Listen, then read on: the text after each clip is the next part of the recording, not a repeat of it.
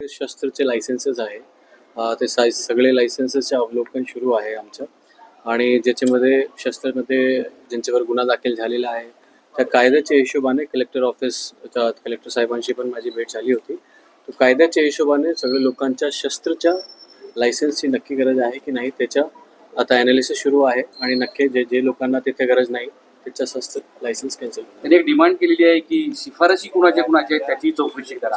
हे सगळे परवाने देत असताना त्या काळातले SP असतील किंवा PI असतील सगळ्यांनी शस्त्रच्या पूर्ण जेवढी फाईल्स आहे त्याचं अवलोकन सुरू आहे आणि शिफारस कोणाची आहे अल्टिमेटली शस्त्र देण्याचा जो पॉवर आहे कलेक्टर ऑफिसकडे असते आणि पोलीस त्याच्या ॲनालिसिस करते लॉ अँड ऑर्डरच्या हिशोबाने त्याच्या पास्ट हिस्ट्रीच्या हिशोबाने ते प्रत्येक फाईलचं आम्ही ॲनालिसिस करणार आणि जिथे शस्त्राची गरज नाही त्याच्यावर डेफिनेटली आम्ही शिफारस निगेटिव्ह. तुम्ही इथं चार्ज घेतात सगळ्या मुसक्या आवडले अवैध धंद्यांच्या आणि त्या संदर्भात सुद्धा त्यांनी तक्रार केली होती. तुमच्याकडे सांगितलं होतं की खूप मोठे अवैध धंदे आहेत विशेषतः परळीमध्ये मोठमोठ्या गाड्या ट्रक्स आहेत ज्या वाळूचा व्यवहार करतात त्याच्याशी अनेक लोक कनेक्टेड आहेत वगैरे वगैरे. पण तुमच्याबद्दल त्यांनी पॉझिटिव्ह वक्तव्य केले तुम्ही आले तसं बदल झालेला आहे या गोष्टी बंद झाल्या.